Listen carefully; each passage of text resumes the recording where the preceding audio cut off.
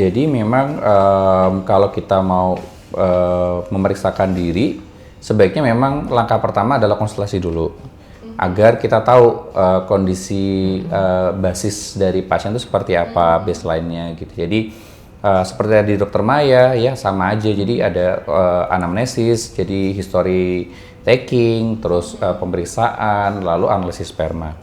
Nah setelah itu maka manajemen terapinya adalah akan menyesuaikan dengan hasil dari analisis spermanya. Nah itu nanti akan menyesuaikan. Tapi pada prinsipnya biasanya memang adalah bagaimana cara kita meningkatkan kondisi dari spermanya. Bisa dari pendekatan hormon, testosteron, dan juga bisa dari pendekatan nutrisi. Nah di sini orang yang sering secara awam itu mengiranya bahwa obat dari androlog itu adalah vitamin. Enggak sih, sebenarnya tetap itu adalah suplementasi gitu. Jadi memang bentuknya adalah antioksidan dan vitamin, tapi sifatnya adalah terapi. Jadi bukan sebagai kayak, oh saya dikasih vitamin, enggak. Betul vitamin, tapi dosis yang kita berikan adalah dosis terapi. Seperti itu. Oke, kalau sepanjang pengalaman dari Dokter Diki dan Dokter Maya, melihat dari pengalamannya dari pasien-pasien ini, ada nggak dok yang berhasil hamil ini setelah perjuangan yang panjang setelah melakukan treatment dok? Ada, banyak. Jadi pokoknya yang pasti mereka yang berhasil itu adalah orang yang tidak lelah berjuang. Oh, betul. Karena memang program hamil itu butuh sabar, gitu. Satu butuh sabar, dua butuh tenang juga gitu ya. Jadi nggak ada yang bisa seperti, mohon maaf ya, nggak ada yang bisa dibeli. Gitu. Kalau kayak gini, misalnya mau usaha, mau uang sebesar apapun dikeluarin, tapi kalau misalnya nggak siap juga nggak akan pernah bisa. Kalau stres juga nggak akan pernah bisa. Kebanyakan malah yang sebenarnya berhasil hamil itu adalah orang-orang yang memang kebetulan tuh pasrah sebenarnya ya. Jadi dia usaha ikhtiar, sabar gitu ya. Usaha, tetap berusaha, tapi dia pasrah gitu. Justru yang orang-orang yang tenang ini justru banyak yang berhasil jadi sebenarnya gitu. Padahal dengan kondisi yang termasuk kondisi berat. Padahal saya tuh masih belum belum sampai ke yang teknologi reproduksi berbantu ya, seperti insem atau bayi tabung gitu, belum sampai ke sana. Itu pun juga banyak yang berhasil kalau dia memperbaiki diri juga gitu. Suami istri saling dukung gitu. Itu paling penting. Cuman banyak yang memang mereka tuh sering kali yang mengeluhkan ke saya itu sampai nangis, itu mesti di lingkungan sekitar biasanya yang sangat membuat dia stres tuh. Kok nggak hamil-hamil sih? Nikahnya udah lama gitu ya. Itu tuh impulsif buat orang-orang yang untuk belum punya anak, untuk pejuang garis 2. Jangan, ya nggak boleh digituin. Dukung gitu. Jangan, udah nikah lama kok belum hamil sih gitu. Pertanyaan julid seperti itu tuh sangat menyakiti hati mereka loh. Itu yang bikin mereka akhirnya maju mundur untuk periksa hamil. Gitu. Jangan digituin. Tolong jangan digituin. Pernah nih saya juga bahkan dianterin sama keluarganya gitu. Saya suruh keluar keluarganya.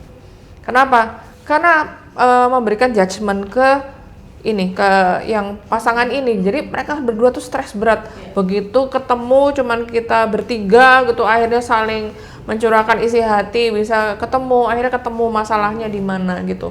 Saya bilang sabar ya, pokoknya jalan terus, jangan nyerah, sama banyak doa.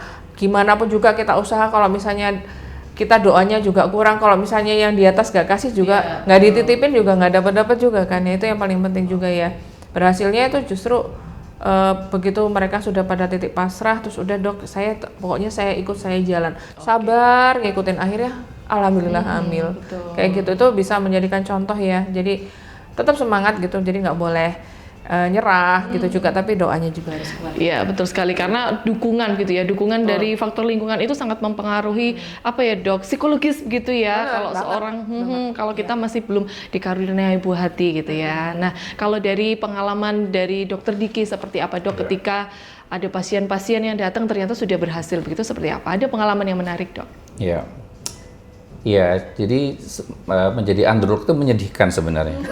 Karena kalau pasien hamil tuh nggak lapor ke kita, lapornya ke dokter kandungan karena periksa hamil kan gitu. Tapi kan saya kasih tahu kan. Jadi kadang-kadang saya, ini pasien nggak balik, kenapa ya gitu? Ternyata sudah hamil gitu.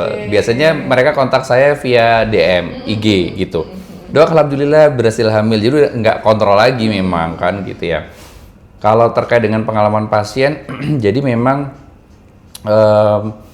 seperti yang disampaikan Dokter Maya tadi ya, stres itu dampaknya jelek sekali untuk keberhasilan gitu ya.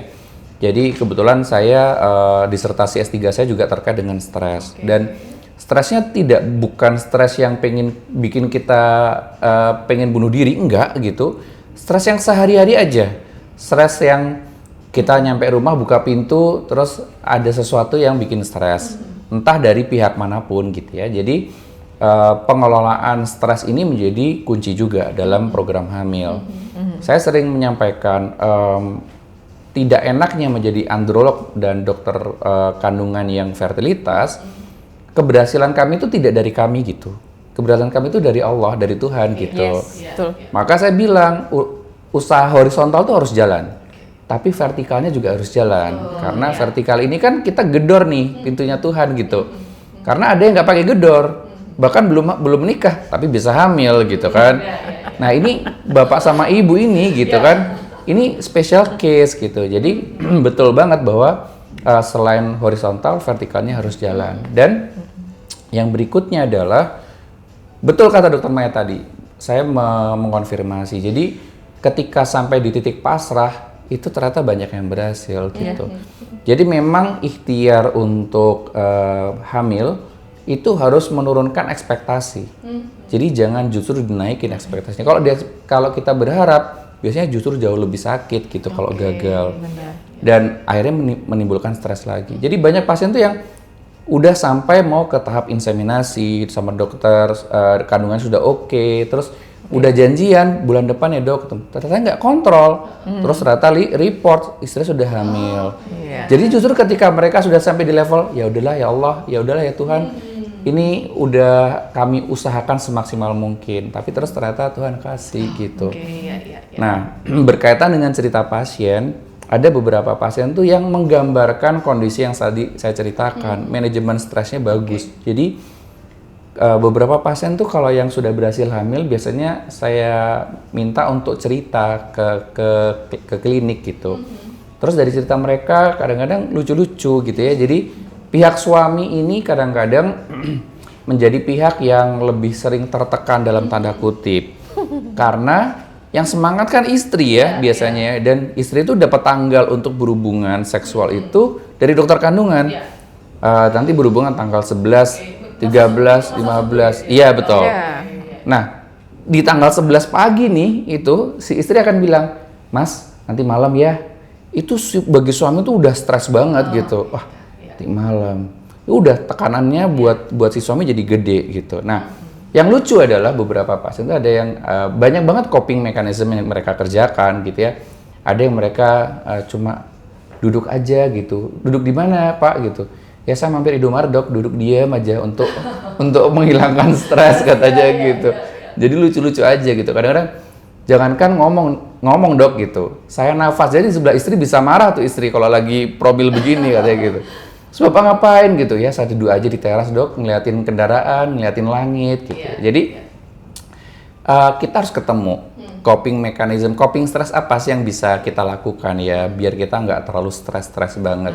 Karena kalau untuk ngomong jangan stres nggak mungkin. Saya selalu bilang sama pasien jangan stres ya. Mereka coba ketawa doang. Nggak mungkin dokter karena bayangin aja setiap bulan mereka harus kontrol, harus minum obat. Itu susah banget buat mereka dan kita harus berempati untuk progres yang mereka kerjakan. Oke, betul sekali ya. Pentingnya mental health dan bisa menguasai emosi tadi itu ya dokter ya, sangat berpengaruh.